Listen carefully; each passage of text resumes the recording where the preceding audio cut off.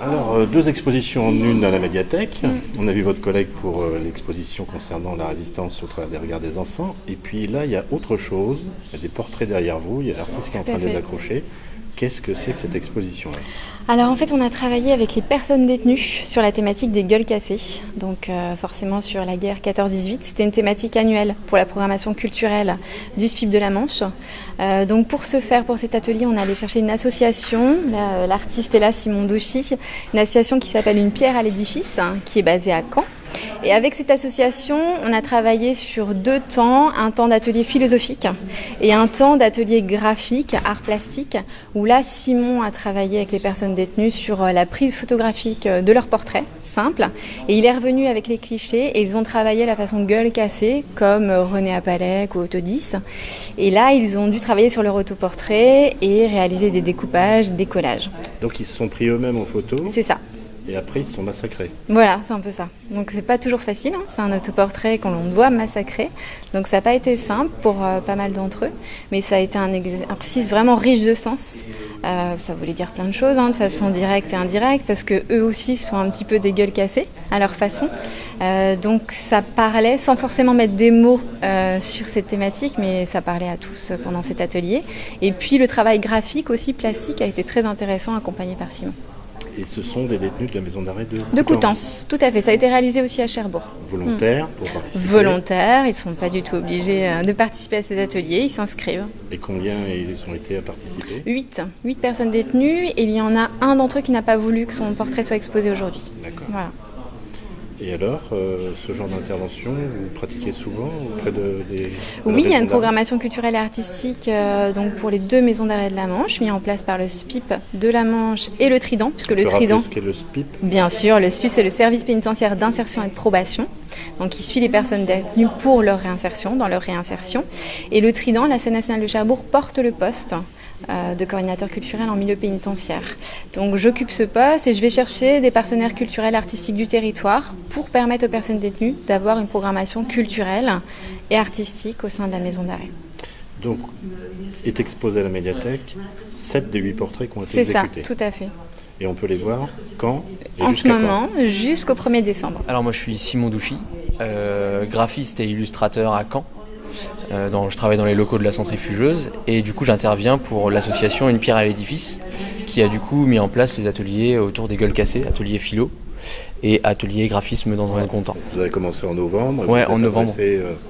Aux 8 volontaires qui ont souhaité participer. C'est ça, en fait ils avaient choisi l'atelier avec ce qu'il comportait en fait en définition et du coup on a eu un échange, on a eu un dialogue autour des œuvres de René Apalec. Donc René Apalec, pour faire un petit écart là-dessus, c'est un artiste qui a travaillé sur les portraits des généraux de la Seconde Guerre mondiale, Pétain, Joffre, et en fait il a récupéré leurs portraits dans le journal L'Illustration et il les découpait en fait, simplement. Du coup il faisait des portraits en fait de ces généraux, il leur cassait le visage comme les poilus avaient été cassés lors de la Grande Guerre. Et donc du coup il a fait je crois pratiquement 200 portraits en fait qu'il a récupérés dans l'illustration de différents généraux, alors des portraits directement de personnalités qui étaient en lien avec les événements du début du siècle, en tout cas dans la guerre. Et ben moi je leur ai montré en fait des photos de gueules cassées, des vraies photos, donc des photos vraiment de mutilés de la Première Guerre, et des photos que vous étiez procurées comment ?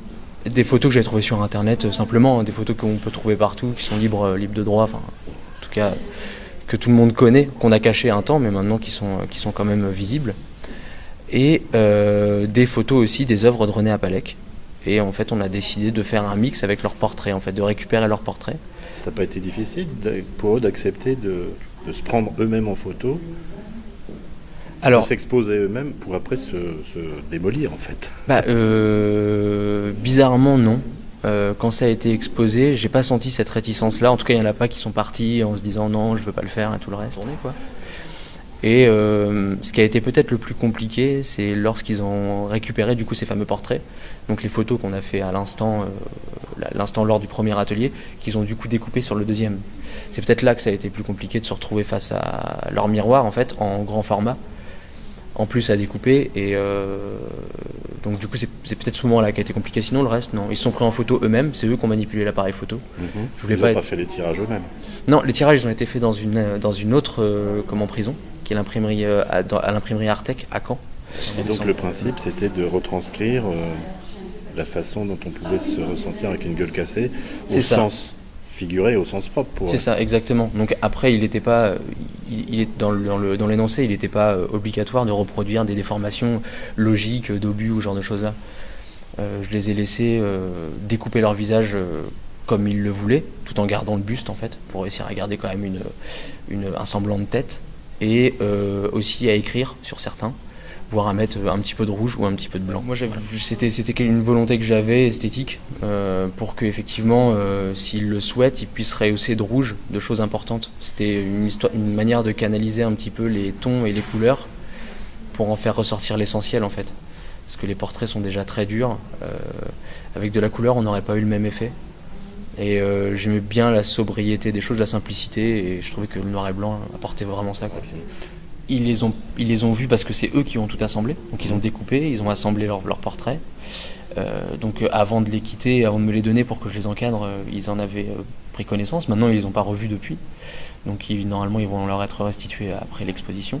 Certains sont au courant, ceux qui sont à l'extérieur peuvent venir voir l'exposition. Ils ont été mis au courant. Est-ce qu'ils vous ont commenté ce que ça avait pu leur faire ou leur apporter ? Ou ils ont gardé ça pour eux ? Je pense qu'ils ont gardé ça pour eux. On a essayé d'en parler. Je pense que c'est pas mon rôle aussi, parce que c'est pas vraiment le rôle qui est le mien de discuter de ce qui s'est passé dans leur vie ou même d'être un petit peu psychologue, même si indirectement il y a une discussion qui se crée. Cependant, voilà, j'ai eu quelques retours quand même, certains qui n'étaient pas forcément intéressés, qui ne voyaient pas l'intérêt, mais au final, qu'on fait des portraits vraiment intéressants. Enfin, en tout cas, qui par exemple, là, quand j'en ai posé un, tout le monde s'est un petit peu accroché dessus, alors que la personne qui l'a fait, pas forcément impliquée dans ce qu'elle a produit. D'autres qui ont ressenti quelque chose d'étrange à le travailler. Après, honnêtement, je pense qu'ils ont gardé ça pour eux, et c'est peut-être, c'était pas forcément l'objectif explicite de l'atelier. J'avais pas décidé de faire ça avec eux. J'avais pas décidé de les mettre dans une situation compliquée. C'est eux qui l'ont choisi. Ils ont décidé de faire le parallèle ou pas. Est-ce que ça porte ses fruits vis-à-vis d'eux, vis-à-vis de leur reconstruction ? Pourquoi pas ? Enfin, ce serait vraiment bien. Après, j'ai pas la prétention d'avoir non plus proposé quelque chose de vraiment, qui va vraiment changer leur façon d'être ou leur faciliter la vie. C'est peut-être une petite porte d'entrée dans le monde, peut-être de l'art, ou tout du moins de la réflexion autour de l'image, quoi.